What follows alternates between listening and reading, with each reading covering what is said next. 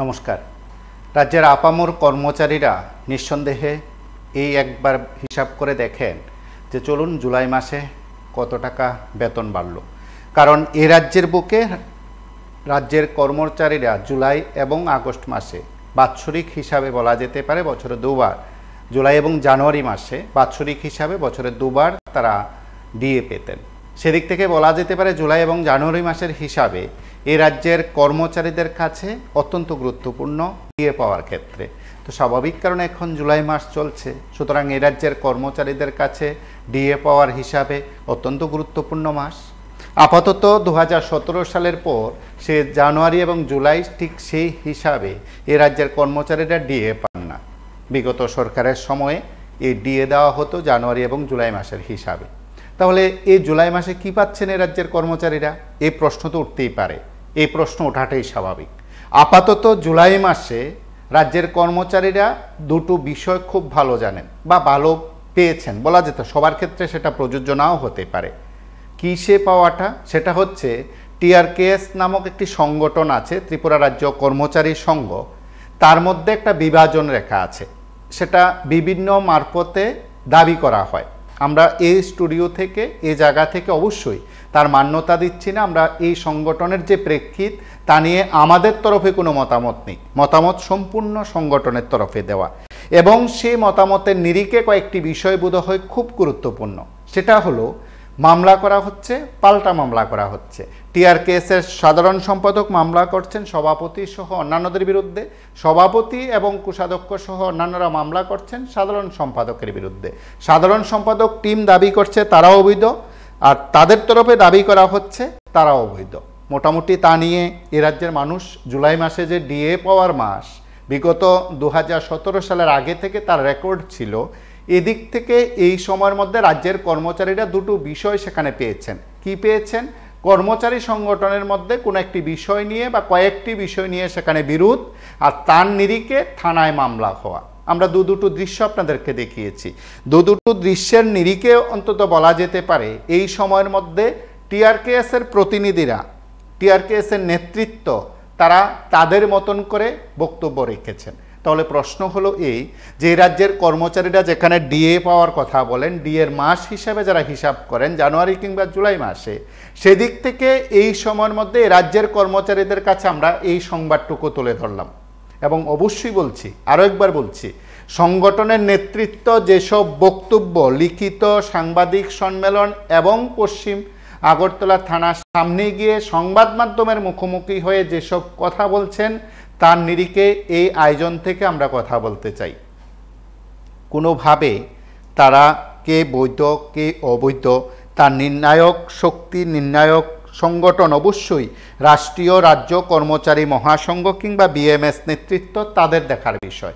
আপাতত যেগুলো সংবাদ মাধ্যমের প্রতিনিধি হিসাবে যতটুকু বিষয় সামনাসামনি হয়েছে, যতটুকু বিষয় সেখানে সাংবাদিক সম্মেলনে তুলে ধরা হয়েছে, সেইগুলো আমরা উল্লেখ করলাম মাত্র। এবং আপনাদের মধ্যে যারা আমাদের সঙ্গে কথা বলেন, নিয়মিত যারা থাকেন, তারা অবশ্যই ব্যাখ্যা দেবেন যে রাজ্যের কর্মচারীদের জন্য কি বিষয় সরকার ঘোষণা করেছে, আদৌ ডিএর বিষয় রয়েছে। এবং কেউ কেউ বলবেন যে এই সংগঠনের সাংগঠনিক বিষয় কয়েকজনের বিষয়কে কেন আপনারা গুরুত্ব দিলেন। কেউ কেউ এই প্রশ্ন তুলবেন আজ হঠাৎ করে কেন এই আয়োজন থেকে এই তাদের বিষয়টাকে গুরুত্ব দেওয়া হচ্ছে। আমরা বরাবরই একটি কথা বলি যে রাত 9টায় হচ্ছে এমন একটি আয়োজন আপনি মন খুলে কথা বলতে পারবেন, আর এই অনুষ্ঠান হচ্ছে এমন একটি আয়োজন যে অনুষ্ঠানে যা কিছু দরকার আলোচনা করার সেই বিষয়গুলো আমরা আমাদের মতন করে টিম রয়েছে, সেই টিম সেখানে বাছাই করে আমরা বিষয়গুলো নির্ধারণ করি, আপনাদের প্রত্যেককে নিয়ে আমরা আলোচনা করি। এবং এই সংগঠনের তরফে আমরা জানি না সংগঠনের কে বৈধ কে অবৈধ, যেহেতু মামলা হলো দাবি পাল্টা দাবি, মামলা পাল্টা মামলা হলো, তার নিরিখে হয়তো এই কয়েকটি কথা খুব গুরুত্বপূর্ণ যে তার হিসাব তো প্রত্যেকের কাছে আছে, হিসাব আপনাদের কাছেও আছে। নমস্কার, কে বলছেন? হ্যাঁ বলুন। আমরা যা দেখলাম এবং বৈধ এবং অবৈধ নিয়ে যে দ্বন্দ্ব, আমরা এই সংগঠনের বৈধতার কথা কি বলবো?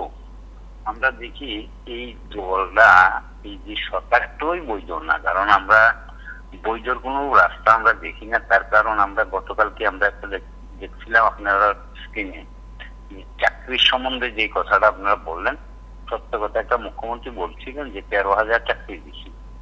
এর আগে আমাদের মাননীয় প্রাক্তন শিক্ষামন্ত্রী বলছিল 55,000 দিচ্ছি, কেউ বলছে 34,000 দিচ্ছি। আসলে তো কোনোটাই বৈধ না। আর এই সংগঠন কি করে বৈধ হয়? কারণ এখন হইল ডিএর মাস, যেটা 2017 আগে আমরা এই মাসে দেখতাম কর্মচারীরা সরকার কিছু না কিছু একটা দিয়ে দিত।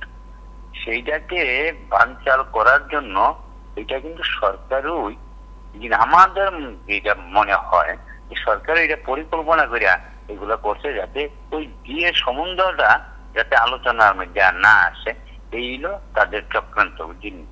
এর লিগে এটা বৈধ না, কারণ সরকারটাই বৈধ না, সংগঠনটা বৈধ হয়ে করছে। একজনে কয় আরেকজনের বৈধ, আরেকজনের কয় আরেকজনের বৈধ। আমরা কোনটারে বৈধ ধরে না? যেহেতু সরকারের মন্ত্রীর কথাই বৈধতা থাকে না, আর সংগঠন বৈধ হয় কি করে? থাকতেই পারে না, হইতেও না কোনো সময়। তারা তো একই গুরু শিষ্য সবাই, যার ফলে এই বৈধতা আর অবৈধতা লইয়া ধাক্কাধাক্কি থাকবো, কিন্তু সরকারি কর্মচারীরা বঞ্চিত থাকবো। এটুকুই বলা। এখন প্রশ্ন হলো যে এ রাজ্যের যারা কর্মচারী সংগঠন নেতৃত্ব আছেন তারা নিঃসন্দেহে রাজ্যের কর্মচারীদের স্বার্থ দেখেন, আমরা সেটাই বিশ্বাস করি। আমরা সেটাই বলি যে না, তারা সেই বিষয়গুলো উল্লেখ করেন যে বিষয়গুলো নিয়ে সেখানে এই রাজ্যের কর্মচারী মহলে বিস্তর আলোচনা হয়। স্বাভাবিকভাবে প্রশ্ন ওঠে, তাহলে এই কর্মচারীদের স্বার্থ সংশ্লিষ্ট বিষয়ের বাইরেও এই বিষয়গুলো কি খুব গুরুত্বপূর্ণ? আমরা একবার শুনি টিআরকেএসের সভাপতি এবং তার টিম, টিআরকেএসের সাধারণ সম্পাদক প্রভারী এবং তার টিম যে বক্তব্য উপস্থাপন করেছেন, দুটো বক্তব্যের অংশবিশেষ আমরা শুনি। আপনারা এখানে আসার জন্য এবং স্থান সংকুলনের জন্য আমি খুব দুঃখিত প্রদেশ টিআরকেএসের পক্ষ থেকে।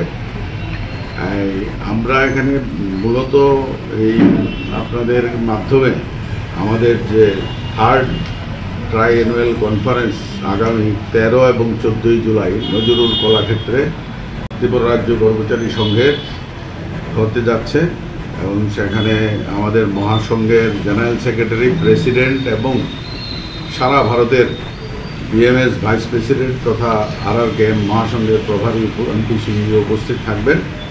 এখানে আমরা পদাধিকারী হিসাবে যারা আছে, এখানে দায়িত্বপ্রাপ্ত প্রেসিডেন্ট টিআরকেএস পার্থবাবু, আমাদের এই ত্রিপুরা রাজ্য কর্মচারী সংঘের প্রভারী শ্রীশঙ্কর দেবজি, হ্যাঁ জেনারেল সেক্রেটারি, এখানে প্রেসিডেন্ট দায়িত্বপ্রাপ্ত প্রেসিডেন্ট পার্থপাল, টিআরকেএস ত্রিপুরা প্রদেশের প্রভারী সম্পাদক করে 2016 সালের 3রা এপ্রিল রবীন্দ্র শতবার্ষিকী ভবনে ভারতীয় মজদুর সংঘ এবং রাষ্ট্রীয় রাজ্য কর্মচারী মহাসংঘের কেন্দ্রীয় নেতৃত্বের উপস্থিতিতে ত্রিপুরা রাজ্য এই সম্মেলনে 31 জনের প্রস্তাবিত রাজ্য কমিটি ঘোষণা করা হয় এবং ঘোষণা করেন আমাদের RRKM তথা মহাসংঘের রাষ্ট্রীয় রাজ্য কর্মচারী মহাসংঘের প্রেসিডেন্ট বিপিন ডুগরাজি এবং বিএমএসের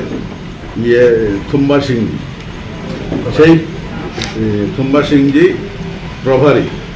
টিআরকেএসের এই সম্মেলনের পর ওনারা 31 জনের একটা প্রস্তাবিত কমিটি ত্রিপুরা রাজ্যের জন্য ঠিক করে দিয়ে যান। তারপরে যেহেতু এই ত্রিপুরা রাজ্যে আপনারা জানেন তৎকালীন বিএমএস প্রেসিডেন্ট এবং ত্রিপুরা রাজ্য কর্মচারী সংঘের প্রভারী শঙ্কর দেবজি দেখেছিলেন যে আমাদের যে গঠনতন্ত্র বাইলো, সেই বাইলোর যে প্রভিশন, সেই প্রভিশন অনুযায়ী আমাদের কমিটিতে সবসময় 25 জন লোককে রাখা যায় অফিস বেয়ারার হিসাবে, এবং অথবা 31 জনের সেই 2019-এর যে প্রস্তাবিত কমিটি, সেটা আমাদের বাইলসটাকে অ্যামেন্ডমেন্ট করে লিগ্যালাইজ করতে হয়। কিন্তু প্রভারী 2021 সালের 29শে আগস্ট পর্যন্ত এগুলি না হওয়ার সুবাদে 2021 সালের 29শে আগস্ট আমাদের এক্সটেন্ডেড কমিটি ওয়ার্কিং কমিটির মিটিংয়ে আমাদের 25 জনের বলছিলাম। তো দেখুন, ঝাড়খণ্ডের হিমন্ত সোরেন আর ওনার মুখ্যমন্ত্রীর ব্যবস্থা ইমানদার হিসেবে ওনার পথ ওনাকে আবার দিয়ে দিয়েছে। বুদ্ধিজীবীতে এবং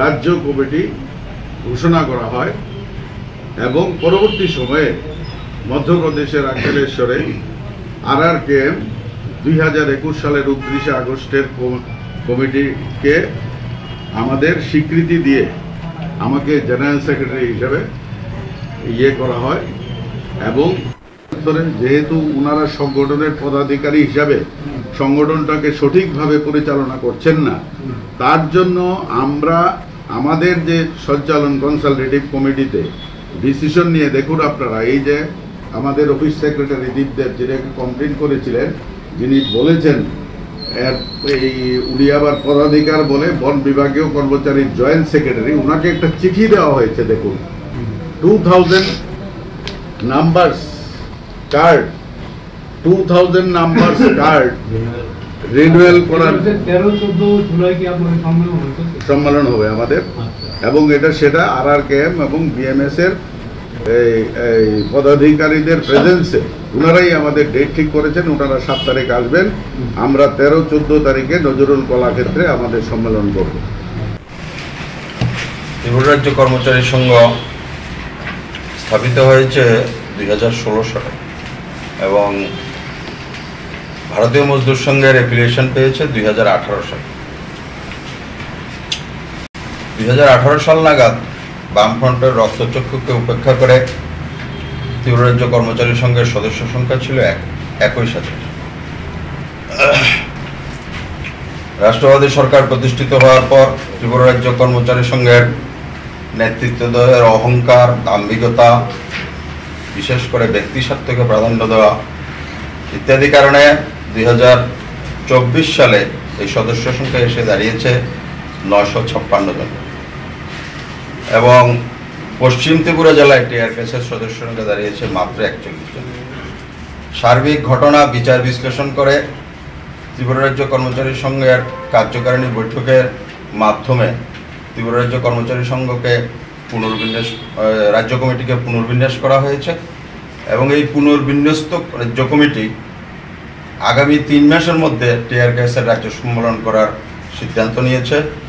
প্রতিটি জেলায় এবং প্রতিটি দপ্তর ভিত্তিক, ইউনিট ভিত্তিক আলোচনা সভা এবং রাজ্যের সকল জেলাতে প্রবাসের মাধ্যমে ত্রিপুরা রাজ্য কর্মচারী সংঘকে যথেষ্ট ঔজ্জ্বল্য এবং আলোড়িত করে সংগঠিত করে এই সম্মেলন করার সিদ্ধান্ত নেওয়া হয়েছে। অত্যন্ত পরিতাপ ও দুঃখের বিষয় হলো, বিগত দিনে যারা TRKS-কে দুর্বল করেছিল, TRKS-এর টাকা যারা আত্মসাৎ করেছিল, সেই কতিপয় নেতা নেত্রী আবার নোংরা খেলায় মেতেছে। আগামী জুলাই মাসের 13 ও 14 তারিখে TRKS-এর রাজ্য সম্মেলনের নামে বিগত দিনের মতো লক্ষ লক্ষ টাকা হাতিয়ে নেওয়ার উদ্দেশ্যে বামগ্রেসের সংস্কৃতি, চাঁদাবাজি ফিরিয়ে আনার লক্ষ্যে উন্মত্ত খেলায় মেতে উঠেছে। হ্যাঁ বলুন। ত্রিপুরা রাজ্য কর্মচারী সংঘের থেকে আমি অফিস সেক্রেটারির দায়িত্বে আছি। হ্যাঁ বলুন। হ্যালো, হ্যাঁ বলুন। তো আমি আজকে অ্যাকচুয়ালি একটা প্রেস ক্লিপিং দেখলাম, যেখানে আমাদের একজন যিনি নিজেকে প্রভারী বলছেন, ত্রিপুরা রাজ্য কর্মচারী সংঘের প্রভারী বলছেন, উনি বলছেন যে বিভিন্ন বিষয় নিয়ে, আমি যদিও রিটেন কোনো কাগজ না থেকে পাইনি, কিন্তু প্রেস ব্রিফিং এর মারফতে আমি যে কয়েকটা পয়েন্ট আছে আমি আপনাদের মাধ্যমে কর্মচারী সমাজের কাছে এই প্রশ্নগুলো তুলে ধরতে চাই। যদি আপনি অনুমতি করেন তাহলে আমি সেই প্রশ্নগুলো তুলে ধরতে চাই। আমরা অনুষ্ঠানের বিষয় হিসাবে আমরা নির্দিষ্ট কাছ থেকে কোনো স্পষ্টীকরণ চাই না। যদি আপনি মনে করেন এই লাইভ অনুষ্ঠানে আপনার প্রতিক্রিয়া দেবেন, বক্তব্য দেবেন, দিতে পারেন। হ্যাঁ, আমি কিছু প্রতিক্রিয়া ওনার প্রেস ব্রিফিং এর উপরে, ওনার যে প্রেস ক্লিপিং আছে সেই তার বিষয়ে আমি কিছু আমার প্রতিক্রিয়া বা আমার সংগঠনের প্রতিক্রিয়া আমার মারফতে আমি দিতে চাই। যেরকম আমি শুরু করি যে উনি ওনার বক্তব্যের মধ্যে বলেছেন যে গত 2রা জুন 2024 ইংরেজিতে রাষ্ট্রীয় রাজ্য কর্মচারী মহাসংঘ অফিস বিআরআর মিটিং এ সিদ্ধান্ত নিয়েছে যে টিআরকেএস এর রাজ্য সম্মেলন হবে 13 এবং 14 জুলাই 2024। বিএমএস এর গঠনতন্ত্রে অফিস বিআরআর যদি কোনো সিদ্ধান্ত নিয়ে থাকে তো সেই সিদ্ধান্তটা কার্যকারী সমিতিতে পাস করাতে হয়। তো এই বিষয়ে আমি জানতে চাই যে মাননীয় প্রভারীর কাছে যে এটা কি পাস করানো হয়েছিল, যদি না হয়ে থাকে এই 2 তারিখের চিঠি কেন 18-19 তারিখে সই হলো, স্বাক্ষর হলো, দেশ পাস হলো, তাহলে আপনি কেন কর্মচারী সমাজকে বিভ্রান্ত করছেন? উনি বলেছেন আমরা গতকালকে যে এফআইআর করেছি যেটি ইউনিয়নের নামে, আমাদের মূল এফআইআর এর বিষয় ছিল চাঁদাবাজি। বিভিন্ন কর্মচারীর থেকে চাঁদা তুলছে বেআইনি ভাবে রসিদ ছাপিয়ে, টিআরকেএস এর নাম করে, টিআরকেএস এর জেনারেল সেক্রেটারির নাম করে চাঁদা তুলছে। টিআরকেএস এর ব্যাপারে চাঁদা তুলতে হলে সেই অনুমোদন কার থেকে নিয়েছেন ওনারা? আমরা বারবার বলছি, যদি কেউ কারো কোনো কর্মচারী যদি স্ব ইচ্ছায় টিআরকেএস কে অনুদান দিতে চায় সেটি ব্যাংক মারফতে দেবেন। ওনারা বলছেন ব্যাংক অ্যাকাউন্ট নাকি ফ্রিজ, তাহলে কি আপনাদের ইডি রেড হয়েছিল? ব্যাংক অ্যাকাউন্ট কেন ফ্রিজ হবে আপনাদের? ও আরেকটা বিষয় যেটা গুরুত্বপূর্ণ, উনি একজন শিক্ষক মহাশয়, আমি ওনাকে শ্রদ্ধা জানাই, কিন্তু উনি শিক্ষক হয়ে মিথ্যার আশ্রয় নেবেন এটা আমার আশা ছিল না। উনি বলেছেন ত্রিপুরা রাজ্য কর্মচারী সংঘ নাকি 2 বছর ধরে চেষ্টা করছে যে কমিটি করা হবে, আমাদের কারণে কমিটি করা যায়নি। নমস্কার, কে বলছেন? হ্যালো, বলছেন? হ্যাঁ বলুন। জুলাইয়ে মহার্ঘ কথা নয় বলছেন, ঠিক আছে। জুলাইয়ে তো 2018 পরে পূর্বের মতন তো প্রত্যেক জুলাইয়ে এরকম মহার্ঘ ভাতা দেওয়া হয়নি, কারণ বর্তমান তো দ্রব্য মূল্য বেশি বৃদ্ধি হয়নি। হয়তো ইনক্রিমেন্ট তো হয় জুলাই মাসে 2% এরকম। আর ইয়ে বলছেন টিআরকেএস, এরপরে কর্মচারী সংঘ, মহাসংঘ, বিভিন্ন সংঘ, এগুলি তো তাদের অনেক মাস পূর্বে বলেছিলেন। এগুলি তো ওনারা তো মানে কি পারতেন হলেন সুবিধাবাদী লোক। ওই আমলে যারা ছিল সমন্বয় সমিতি, ওনারা কোথায় এখন? আমরা তো লাইন দেখি, মিছিলে দেখি, আগেও দেখতাম, তাদেরকে দেখতাম ওই আমলে। এখন দেখছি কর্মচারী মহাসংঘ, কর্মচারী কি সংঘ, টিআরকেএস কি নাম দিয়ে। ওনাদের কথা কি রাজ্য সরকার কি ওই মানে বাজেট পেশ করবে নাকি? ওরা সুবিধাবাদী 80%। হ্যাঁ, কিছু ছিলেন পুরানা, তারপর কর্মচারী ফেডারেশন, ওনারা তো এখন আর দেখবে যায় না।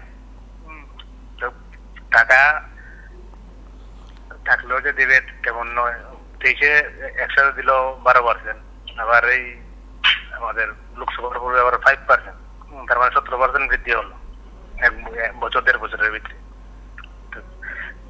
কি না দিবে ওই কর্মচারী সংগঠনগুলি মানে নির্ধারণ করবেন নাকি? বিরোধী যারা যদি থাকে, বিরোধী যে নামগুলি বলছেন, ওনারা তো শাসক দলের ওই মানে কোনো শাখা সংগঠন। বিরোধী যদি শক্তিশালী হয়, দীর্ঘদিন ছিল কি সমর রায় নাকি উনি ত্রিপুরা কর্মচারী ফেডারেশনের সভাপতি না কি, তারপর অনেকেই ছিলেন। শাসক দল হয়ে ইনডাইরেক্ট ভাবে প্রেসের সামনে বললে কি হবে? প্রেসার সৃষ্টি করতে হবে, গণতান্ত্রিক ভাবে প্রতিবাদ করতে হবে, তখন তো আসবে। সেখানে তো বলবো না আমার তো স্ত্রী ওখানে চাকরি করছে, আমি তো আছি সংগঠন, আমি অন রেকর্ডে বলছি, আপনাদের লাইভে বলছি, একটু দেখবেন আগে। ওই যে বাংলা যেমন চলছিল এখন আরো বেশি চলছে। ঠিক আছে ঠিক আছে, তুই কোথায় আছো, তোর বউ কোথায়? ঠিক আছে হবে। আমি তো আগে ছিলাম না, ঠিক আছে, আমি তো 15 বছর ছিলাম ওই কি বলবো আগের যে পূর্বের সংগঠনে। এসে বলছে ছাতা হতে একটু লক্ষ্য রাখবে, এরকম চলে সংগঠন আমরা চিনি জানি। হ্যাঁ, ডিআরটি এগুলির কোন সংগঠন দিয়ে হয়, প্রেসার ক্রিয়েট করতে হয় শাসকের বিরুদ্ধে গণতান্ত্রিক পদ্ধতিতে, গণতন্ত্রের নিয়ম। ওনারা বললেন ওনারা উনি কি বলবো মহাসংঘ আর কর্মচারী সংঘ ব্যক্তিগত বললে কি হবে? প্রতিবাদ করতে হবে, সরকারের বিরুদ্ধে প্রতিলিপি হবে, বিধান মানে সরকারি বাসভবনে যেতে হবে, বিধানসভা ভবনে যেতে হবে। হ্যাঁ, তখন গিয়ে প্রতিবাদ হলে সরকারের মাথা ঠান্ডা হবে। কারণ 2023-এ কিন্তু ওই যে কি বলবো পোস্টাল ভোট কিন্তু অনেক কমেছে। কর্মচারীরা অনেকে বোর্ড দেয়নি, তারও অনেক কারণ আছে। কারণ এবং আমরা যারা এই অনুষ্ঠান থেকে কয়েকটি বিষয় সেখানে উত্থাপন করতে চাই, কথাগুলো বলতে চাই, সেদিক থেকে প্রত্যেকেই বলবেন যে এই সবের মধ্যে বোধ হয় রাজ্যের কর্মচারী স্বার্থ সংশ্লিষ্ট বিষয়গুলো খুব গুরুত্বপূর্ণ। আমরা নমস্কার, কে বলছেন? নমস্কার, আমার লাইনটা কেটে গেছিল, আমি দীপদেব বলছি। হ্যাঁ বলুন। আমি বলছিলাম যে গত আজকে বিকেলবেলা যে প্রেস কনফারেন্স করেছেন শ্রীমান শঙ্করদেব, যিনি ত্রিপুরা প্রদেশের প্রভারী, ওনার বক্তব্যের বিষয়ে আমি কিছু জিনিস ক্লিয়ারিফিকেশন করতে চাই, কর্মচারী সমাজকে আপনাদের মারফতে জানাতে চাই।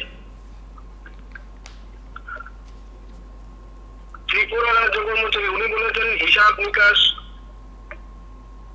নিকাশ দেওয়া হয়নি, তার জন্য ওনারা 2 বছর ধরে কমিটি করতে পারেনি। আমি আপনাদের মারফতে সকল কর্মচারী সমাজকে জাগ্রত করতে চাই যে 2021 অব্দি অডিটেড অ্যাকাউন্ট ত্রিপুরা রাজ্যের কমপ্লিট, এবং ওই অ্যাকাউন্টস ব্যালেন্স শিট নিয়ে যিনি দায়িত্বপ্রাপ্ত ছিলেন শ্রী অভিজিৎ বিশ্বাস মহাশয়, উনি গত 19/12/2022 GAAR এর রেকগনিশনের জন্য কাগজ জমা করেছেন সরকারের কাছে।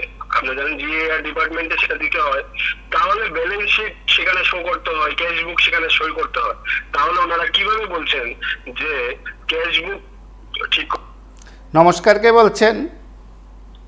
বলছিলাম আপনি আজকে যে ক্যাপশনে দেখাচ্ছেন এই ত্রিপুরা রাজ্যের মহা কর্মচারী সংগঠন, বিভিন্ন লাইনের এই বিজেপি সরকার আমলে যে যে সংগঠন বাইরেছে, কর্মচারী সংঘ, কর্মচারী আবার বিবেকানন্দ মঞ্চ, এই বিভিন্ন রকমের জিনিস তারা 2 দিন পর পর এটা বাইরে এটা বাইরে এটা বাইরে। আর ওরা যে কাজিয়া করলো যে জুলাইয়ের দিয়ে নয়, ওরা এই সরকার আইসে পর থেকে জুলাইয়ে কি কোনোদিন দিয়ে দেওয়া হয়েছে কি? ওরা তো মানুষদেরকে দেওয়ার জন্য ওরা আসেনি, ওরা সংগঠন করতেছে নিজের ব্যক্তিগত স্বার্থের জন্য। যারা যারা ওই বিবেকানন্দ সংঘকেও, মহাসংঘকেও, মহাগুরু সংঘই এইটাই হোক, তারা ব্যক্তিগত স্বার্থে তারা কাজ করছে। দেখেন নিজের কোনো যারা যারা কমিটিতে আছে, যারা নিজের কোনো কাজের সিদ্ধির জন্য বা কোনো কিছু লাভালাভের জন্য তারা বসে আছে, কিন্তু 10 জনের যে দিয়ে মানুষের উপকার করবো ত্রিপুরা রাজ্যের মানুষের, এই কর্মচারী সংঘের ক্ষমতাও নেই আর ওদের ইচ্ছাও নেই, অভ্যাসও নেই। কারণ মুখ্যমন্ত্রীর সঙ্গে, মন্ত্রীদের সঙ্গে তাদের কথাবার্তা হয়, মন্ত্রীরা তাদেরকে যেটা শিখাই দেয় তারা এটাই করে, আর মন্ত্রীরা তো দিয়ে দেওয়ার ইচ্ছা নাই। হয়তো গত বছরে 5 বছর দিয়ে না দিয়ে লাস্টে 12% দিতে, আর আপনাদের চ্যানেল থেকে আরম্ভ করে বিভিন্ন চ্যানেলে বোমা ফাটায় যে আমরা 12% দিয়েছি, 12% দিয়েছি। আর এরকম 12% দিয়ে সারা বছর না দেয়, 12% থেকে 20% দিলেই কি হবে? বছরে যদি 2 বার দিয়ে দেওয়া হতো আমরা আগে, তখন 2% করে হইলো 5%, 5 বছর আগে কত পার্সেন্ট? 20% তো এভাবে চলে আসে। তো আমরা যদি বছরে সময় সময় দিত এই টাকাগুলো আমরা পাইতাম। আর 5 বছরে না দিয়া লাস্টে যখন দিল, সমস্ত কর্মচারী যা কত লক্ষ টাকা তারা ক্ষতি করছে এই সংঘ নাম কোলাইয়া। আমার মনে তাদের যদি লজ্জা থাকে, এই সংগঠন না করণী বালা। এবার মুখ্যমন্ত্রীর কথা মতো যদি সংঘ চলে, তো মুখ্যমন্ত্রী যখন মনে ধরবে দিব, না মনে ধরলে দিত না। তোমরা সঙ্গে চাইও তো কোনো লাভ নাই। তোমরা সঙ্গ দিয়ে কি আমাদের কর্মচারীর কোনো উপকার হয়েছে? তোমরা কোনোদিন কোনো দাবি করেছো? আবার এন বড় বড় আলাপ করে তারা আমরা দাবি করতে হয় না, সময় মতো দিয়েছি। আরে দাবি, তোমরা দাবি করারও তো ক্ষমতা নাই, দাবি করবা কেমনে? তোমরা তো মুখ্যমন্ত্রীর সঙ্গে সেই ফেসলাই করতে দেয় তোমরা আন্দোলনে যাইও না। তাহলে আন্দোলনে না যাইয়া আমরা তোমরা 5 বছর পর পর ছটা পিঠা করে দেব। এই আর তোমাদের ব্যক্তিগত স্বার্থে যে যে কাজ আছে আমরা এগুলি করে, আমার মনে হয় এরকম চুক্তি আছে। যদি এরকম চুক্তি নাই করতো তাহলে তারা কেন দাবিটা করে না? এবং গত কয়েকদিন ধরে এ নিয়ে বেশ কয়েকটি বিষয় সেখানে উত্থাপন করা হয়েছে। উভয় কর্মচারী নেতৃত্বের তরফে, উভয় শিবিরের তরফে সেখানে প্রতিক্রিয়া রাখা হয় এবং যথারীতি রাষ্ট্রীয় রাজ্য কর্মচারী মহাসংঘ বিএমএসের শীর্ষ নেতৃত্ব, ত্রিপুরা রাজ্য কর্মচারী সংঘের অভিজিৎ বিশ্বাসের যে বক্তব্য কিংবা সাংবাদিক সম্মেলনের যে বক্তব্য তা নাকি যথার্থ এবং তাদের যে সম্মেলন 13 কিংবা 14 জুলাই অনুষ্ঠিত হবে তার মান্যতা দেওয়া হয়েছে, সেই সংগঠন নেতৃত্ব সে দাবি করেছেন। নমস্কার, কে বলছেন? হ্যালো, নমস্কার। হ্যাঁ বলুন। আচ্ছা, নামটা বলা কি বাধ্যতামূলক? আপনি কথা বলুন, আপনার বক্তব্যটা বাধ্যতামূলক, বক্তব্যটা গুরুত্বপূর্ণ। আচ্ছা, আমি জানতে চাইছি যে টিআরকে এই যে সংগঠনকৃত কর্মচারীদের সংগঠন, তারা যে চাঁদা সংগ্রহ করে এগুলো কি তারা নিজেদের মানে শুধু কর্মচারীদের কাছ থেকেই বোধহয় সংগ্রহ করে? তো তাদের টাকা তারা সংগ্রহ করে তারাই এক গোষ্ঠী বলছে আরেক গোষ্ঠী লুটে পুটে খায়, আরেক গোষ্ঠী বলছে আরেক গোষ্ঠী লুটে পুটে খায়। তো আমরা BB24 এর মতো একটি আমাদের কথা যেই সংগঠনরা যেই নিউজ চ্যানেল বলে, তো এই সংগঠন কি তেমন কি সামাজিক দায়বদ্ধতা বা গ্রহণযোগ্যতা আছে? তাদের জন্য আমরা একটা গুরুত্বপূর্ণ সময় বিজ্ঞপ্তি করে দিচ্ছি, তাদেরকে একটু বেশি গুরুত্ব দিয়ে দেওয়া হচ্ছে বলে আমার মনে হচ্ছে আর কি। এটা বলার জন্যই ফোন করা।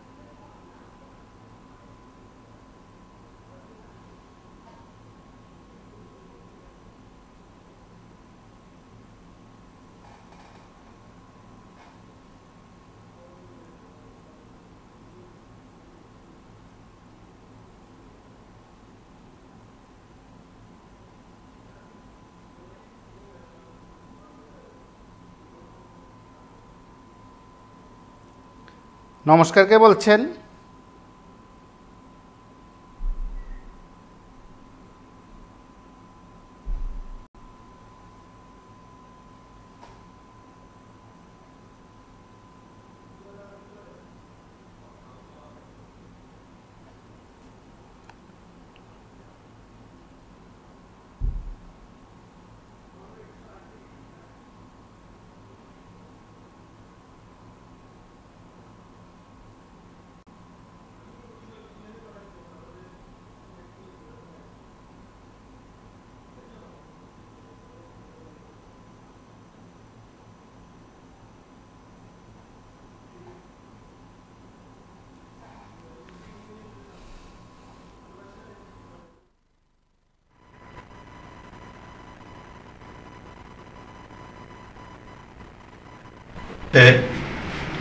উন্মত্ত খেলায় মেতে উঠেছে।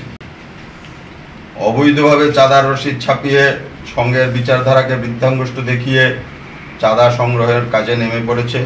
আমরা টিআরকেএস রাজ্য কমিটি এই অনৈতিক ও অসাংগঠনিক কাজের তীব্র নিন্দা জানাই এবং রাজ্যের শিক্ষক কর্মচারী সমাজের কাছে অনুরোধ রাখছি চাঁদা আদায়কারীদের বিরুদ্ধে আইনগত ব্যবস্থা নেওয়ার জন্য। আবারও রাজ্যের কর্মচারীদের দৃষ্টি আকর্ষণ করছি, এই সময় চাঁদাবাজির বিরুদ্ধে সোচ্চার হন এবং চাঁদা দেওয়া থেকে বিরত থাকুন।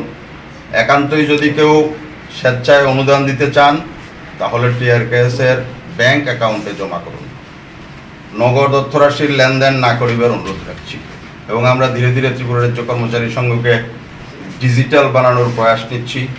আসুন কর্মচারী বন্ধুগণ, আপনারা ত্রিপুরা রাজ্য কর্মচারী সংঘকে ট্রান্সপারেন্ট করুন, ডিজিটাল করুন। ত্রিপুরা রাজ্য কর্মচারী সংঘ চাঁদাবাজিতে বিশ্বাসী নয়, তবে সাংগঠনিক কাজকর্মে আর্থিক সাহায্য আবশ্যক। সাথে ত্রিপুরা রাজ্য কর্মচারী সংঘ যেহেতু স্বচ্ছ অ্যাকাউন্টিং সিস্টেমের বিশ্বাসী, তাই সকলের কাছে অনুরোধ রাখছি, কোনো কার্যকর্তা স্বেচ্ছায় সংঘকে আর্থিক অনুদান করতে চান তবে অবশ্যই ব্যাংক অ্যাকাউন্টের মাধ্যমে করবেন এবং যার নম্বর হলো ত্রিপুরা গ্রামীণ ব্যাংকের বাদারঘাট শাখার অ্যাকাউন্ট নম্বর। অন্য আরেকটি অ্যাকাউন্ট আছে Tripura state cooperative bank limited 4852। বন্ধুগণ, সাথে এটাও পরিষ্কারভাবে জানানো হচ্ছে যে উক্ত ব্যাংক অ্যাকাউন্টগুলো ছাড়া ত্রিপুরা রাজ্য কর্মচারী সংঘের অন্য কোনো ব্যাংক অ্যাকাউন্ট নেই।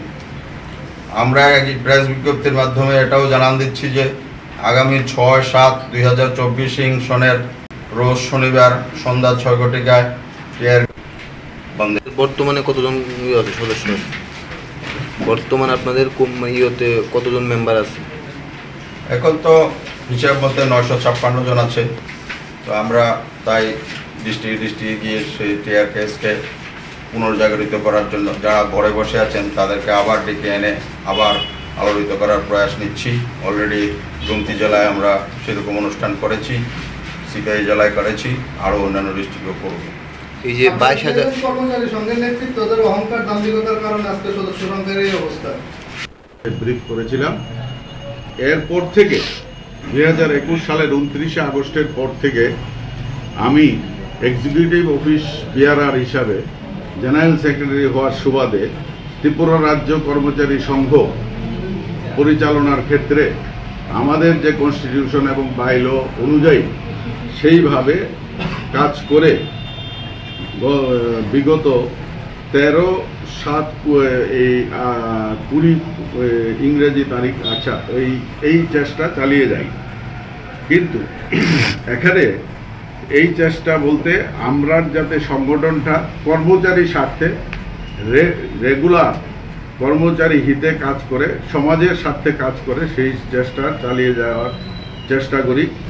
এবং এখানে উল্লেখযোগ্য 13/7/2020 তারিখে আমাদের টিআরকেএস-এর প্রেসিডেন্ট আশিস কান্তি ঘোষ শারীরিক অসুস্থতার কারণ দেখিয়ে আমাদের সহসভাপতি as per provision of bylaw Partha Pal মহাশয়ের নিকট দায়িত্ব দেওয়ার লিখিত দেন, দায়িত্বে থেকে অব্যাহতি চাওয়ার জন্য লিখিত দেন।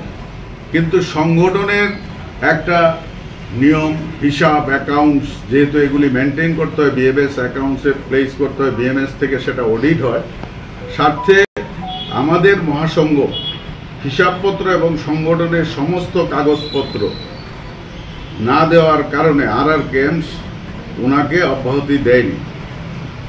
যেহেতু উনি 2018 সাল থেকে সংগঠনের সাধারণ সম্পাদক ছিলেন, পরবর্তী টেনিউরে 2019 সাল থেকে সভাপতির দায়িত্ব নিয়েছেন, কিন্তু নিজের দায়িত্ব সঠিকভাবে পালন না করার ফলে কাজকর্ম যাতে না চলে ব্যবস্থা বর্তমানে RRKM 13-14 জুলাই সম্মেলনের দিন তারিখ ঘোষণা করেছে এবং কেন্দ্রীয় নেতৃত্ব 5 দিন আগেই আমাদের এই রাজ্যে আসবেন।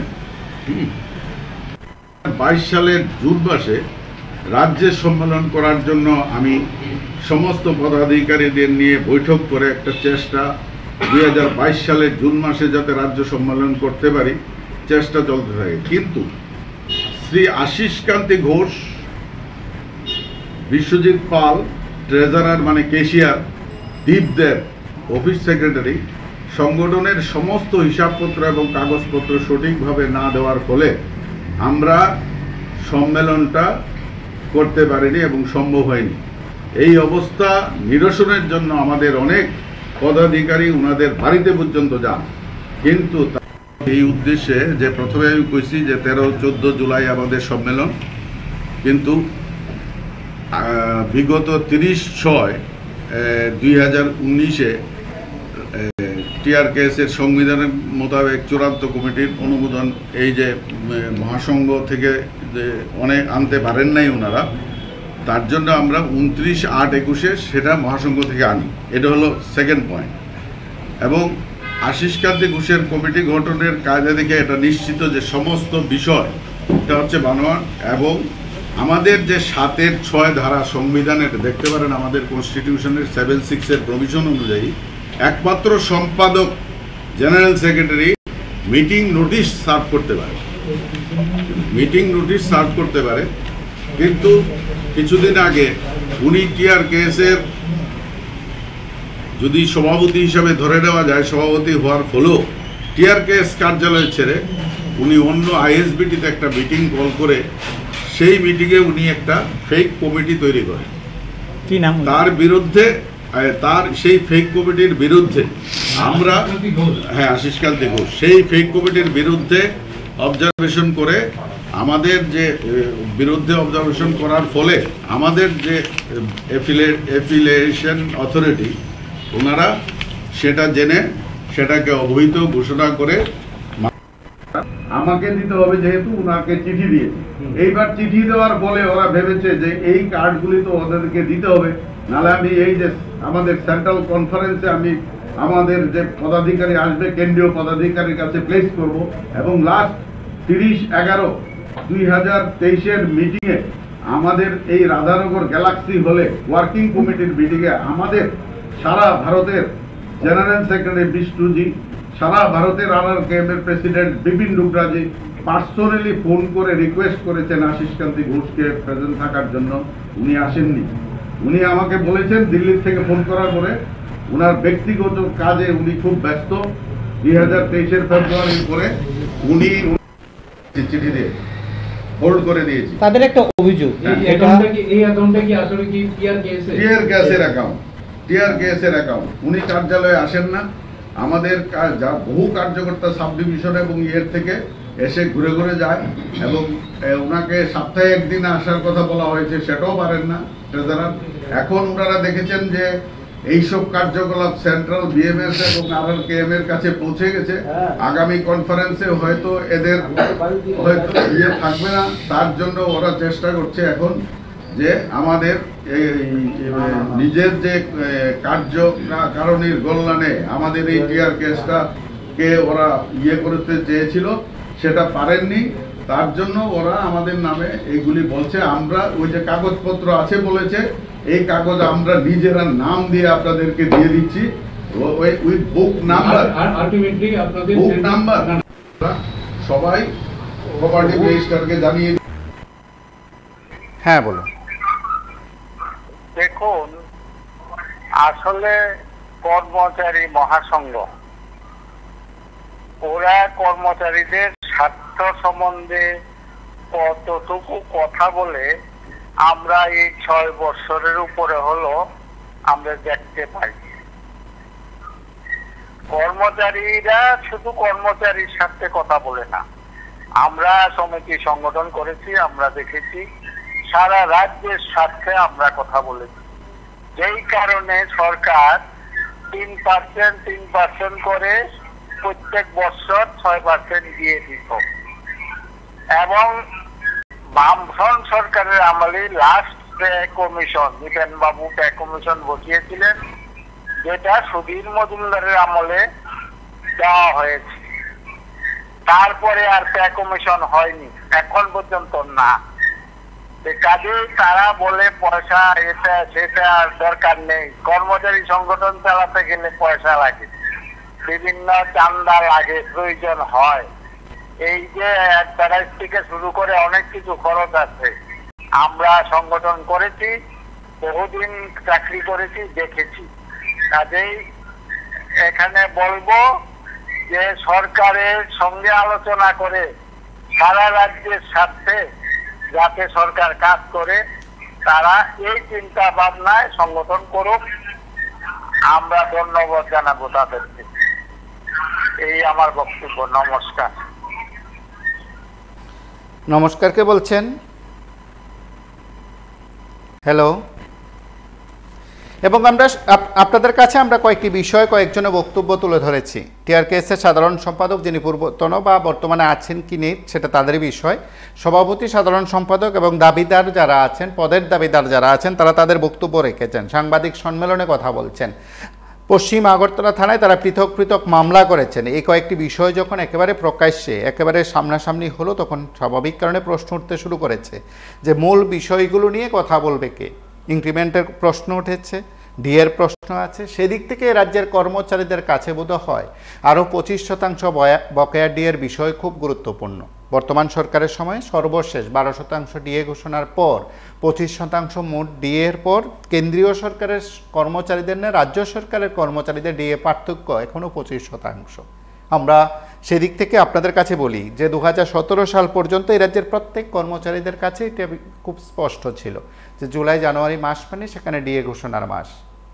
বিগত সরকার তার দৃষ্টান্ত রেখেছে। 1993 সালের পর থেকে পরপর প্রত্যেকটি বছর ডিএ ঘোষণার ক্ষেত্রে ন্যূনতম যতই থাকতো, সর্বোচ্চ যতই রাখার দৃষ্টান্ত থাকুক না কেন, সেদিক থেকে সেই সরকার বছরে হিসাব মতো দুইবার ডিএ ঘোষণা করে দৃষ্টান্ত রেখেছিল। এ রাজ্যের কর্মচারীরা যারা কাজ করেন, যে মতেরই হন, যে দলের আদর্শে চলুন, যাকে ভোট দেন, বিধানসভা হোক, লোকসভা নির্বাচন হোক কিংবা অন্যান্য বিভিন্ন সংস্থা নির্বাচনে যে যাকেই ভোট দেন না কেন কর্মচারীরা, তারা নিঃসন্দেহে জানতেন যে হ্যাঁ, জানুয়ারি কিংবা জুলাই তাদের জন্য ডিএ অপেক্ষা করছে। ইনক্রিমেন্টের প্রশ্ন আসছে, সেটা না হোক অন্যদিন আলোচনার বিষয় থাকবে, কিন্তু এই সময়ের মধ্যে বোধ হয় এই ডিএর বিষয়টি খুব গুরুত্বপূর্ণ এ রাজ্যের কর্মচারীদের কাছে। এখন কি সত্যি সত্যি তা ভাবেন? কেউ কেউ বলছিলেন যে যখন বামেদের সরকার চলে যায়, ক্ষমতায় যখন বিজেপি আসে, তার আগে পর্যন্ত আমরা জানি যে সেখানে 46% ডিএ দেওয়া হয়েছিল 2017 সাল পর্যন্ত হিসাবে। তার আগে প্রত্যেক বছরের হিসাব বিধানসভায় দেওয়া হয়েছে। শুধু শাসক দলের লোকজনদের বক্তব্যের পাল্টা হিসেবে বিরোধীরা দাবি করছেন বা বামেরা দাবি করছেন, বামপন্থীরা দাবি করছেন তা নয়। খুদ শাসক দলে যেসব সংগঠন আছে বা শাসক দলকে ভালোবাসে যেসব সংগঠন আছে, তারাও তার হিসাব দিচ্ছেন। নমস্কার, কে বলছেন? হ্যালো, আমি আগরতলা থেকে বলছি। হ্যাঁ বলুন। দেখুন, আমরাও সংগঠন করেছি। একটা কনফারেন্স করতে গেলে, সম্মেলন মানে কনফারেন্স করতে গেলে পয়সা লাগে, পয়সা ছাড়া সম্মেলন হয় না। কিন্তু পাশাপাশি আমরা সম্মেলন করবো, সেখান থেকে আমাদের বিভিন্ন ধরনের প্রস্তাব হবে এবং আগামী দিনে আমরা কিভাবে মানে শাসক দল আমরা চাপিয়ে ধরবো, সেই ধরনের আমরা চিন্তাধারা করে আমরা কিন্তু সংগঠন করেছি এবং আমরা সম্মেলনও করেছি। কিন্তু আমরা এখানে দেখতে পাচ্ছি যারা দুইটা পক্ষ হয়ে গেছে, এদের মধ্যে দুই পক্ষ হয়ে গেছে।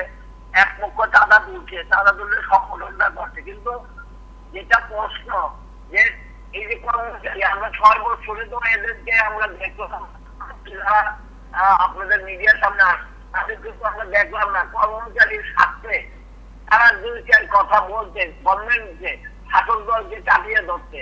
যেমন দিয়ে ধরুন, যেমন অনিয়মিত কর্মচারী আছেন তাদেরকে রেগুলার করুন। অনেক কিছু আছে তারা ঠিক মতো বেতন পান না, সেগুলি তো তারা উত্থাপন করছেন না। তারা একটা সম্মেলন করবেন, দিল্লির থেকে আসবেন, তারা এরা বয়সে একটা সম্মেলন করবেন, তারপরে চলে যাবেন, তারপরে তারা তাদের মতো করে আখের বোঝা গুরুত্ব থাকবেন। এই জন্য শাসক এবং কর্মচারী যদি এক হয়ে যায়, কিন্তু জনগণের কিছু কাজ হবে না। জনগণের কাজ করতে গেলে তো নিজেদের কিছু ভূমিকা নিতে হবে। নিজেদের যারা কর্মচারী আছেন, এখনো বর্তমানে আছেন, অনেকে বেতন পাচ্ছেন না, অনেকে রেগুলার হচ্ছেন না, এগুলি নিয়ে তো আর কথা বলেন না। কিন্তু আমরা তো একটা সময় দেখেছি যে এগুলি নিয়ে আন্দোলন হতো এবং সরকার চাপে করে তাদেরকে রেগুলারও বলেছে এবং দিয়ে প্রতি বছর 2 বার করে দিয়ে যেত, যাই দিত, 2% দিত বা 3% দিত, যাই দিত, দিয়ে যেত।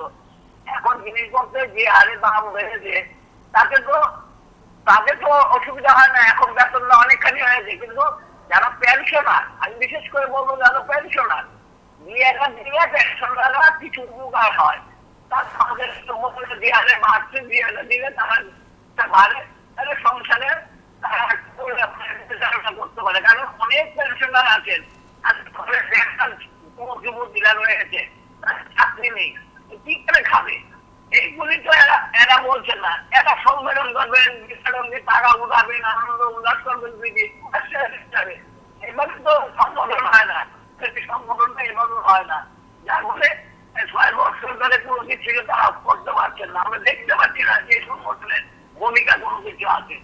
এবং প্রত্যেক কর্মচারী সংগঠন যারা এই রাজ্যে রয়েছেন, আমি নিঃসন্দেহে কোনো নির্দিষ্ট করে বলছি না, যারা আপনারা প্রত্যেকে জানেন আমি আশা করি। নমস্কার, কে বলছেন?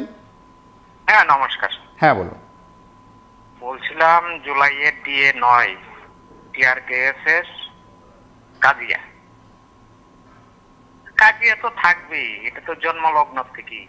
টিআরকেএস এর জন্মটাই দিয়েছিলেন শঙ্কর দেব এবং সুবীর দেব বর্মা। সুবীর দেব বর্মা আগেই পলায়ন করেছেন, উনি নেই টিআরকেএস এর সাথে। এখন আছেন শঙ্কর দেব। শঙ্কর দেবকে চিনি, ভালো করে চিনি, আপনি যাক ওইদিকে যাব না। তো ওরা কর্মচারীদের স্বার্থে আপনারা তো কভার করেন, বিভিন্ন প্রোগ্রাম কভার করেন, এখন পর্যন্ত এরা 14 সালে জন্ম নিয়েছে, 16 সালে নিয়েছে, 18 সালে নিয়েছে, যে যেভাবে পারছে বলছে। কিন্তু একটা আন্দোলন কর্মচারী স্বার্থে বলুন তো করেছে কিনা? আপনাদের চোখে আপনারা কভার করেছেন এরকম একটা ঘটনা দেখান? নেই। আন্দোলন নেই কর্মচারী স্বার্থে। টিআর কেস, শঙ্কর দেব, আশিস ঘোষ, দীপ দেব, বিশ্বজিৎ পাল, সব গায়ককে চিনি। আরো ভর্তি নাম করলে রাখতে হয় যাবো, সময় তো কম। তো ঘটনা হয়েছে কিটা, এই যে দীপ দেব, বিশ্বজিৎ পাল, এরা তো ফরেস্ট ডিপার্টমেন্টে আছে। বিশ্বজিৎ পাল ওই চার্জ দিতে না গেছে গা, বাড়িতে বয়ে দিছে, এরপরে আলমারি ভাঙতে পিছিয়ে নিজে দাঁড়াই থেকে সেটা আরেকজনকে চার্জ দেওয়া হয়েছে। অনবোধ খুব সম্ভবত সাউথে আছে, অমরপুর সাইডে। কেলেঙ্কারি রে রামনগরে কত বড় বাড়ি হাঁকাইছে এই চান্দা দিয়ে সেটা। কারা তারা? কারা? সংগঠনের জন্য কোনো কিছু করছেনি। আগে কই আছে, চাকরি তো হয়েছে, অনেকদিন হয়েছে, তারা কোনো কাজ করছেনি। আমি চিনি, সবাইকে চিনি মোটামুটি। দীপদেবকেও চিনি, ওনার বাবাকেও চিনি, লক্ষ্যদেব, উনিও ফরেস্ট ডিপার্টমেন্টে ছিলেন। আর বিশ্বজিৎ পাল তো কি বলবো, সিপিআইএম এর সমন্বয়ের সঙ্গে ঘুরতেন। আইলেন, আয় সেরা পান্ডার হয়ে সেরা বিরাট বড় বাড়ি হাঁটাইলেন রামনগরে। এটি কত কমকু। অবশ্যই আমরা সেদিক থেকে আপনাদের প্রত্যেকের কাছে বলি, আপনারা কথা বলছেন, সংগঠন নেতৃত্ব বলছে এই রাজ্যের কর্মচারীদের ক্ষেত্রে ডিএর আলোচনা হয়, চর্চা হয়, কিন্তু একবার আপনি নিজেকে নিজে প্রশ্ন করে বলুন, এসব বিষয় তো সংগঠনের ঘরের বিষয়, তাহলে বাইরে এলো কেন? এই প্রশ্নবোধ হয় প্রত্যেকেরই। এবং তার পাশাপাশি এই রাজ্যের কর্মচারীদের তরফে যেখানে কর্মচারীদের স্বার্থে মাঠে নামার কথা, সেখানে নিজেদের অবস্থান নিয়ে, নিজেদের ব্যবস্থা নিয়ে সেখানে থানায় মামলা হয়। হয়তো সেই মামলা গড়াবে আদালত পর্যন্ত, কিন্তু প্রশ্ন তো একটি করতেই হয়, এই রাজ্যের কর্মচারীদের স্বার্থে টিআর কেস আজকে যারা থানায় গেলেন, তারা কি আদালতে গিয়ে এই রাজ্যের কর্মচারীদের স্বার্থে মামলা করে সরকারের কাছে তাদের দাবি উত্থাপনের আইনি লড়াইয়ের কথা বলেছেন? আপনারা উত্তর দেবেন, আপনারা প্রশ্ন করবেন, আপনারা ভাববেন, আপনারা চিন্তা করবেন। আর আজ এই পর্যন্তই। নমস্কার, শুভরাত্রি।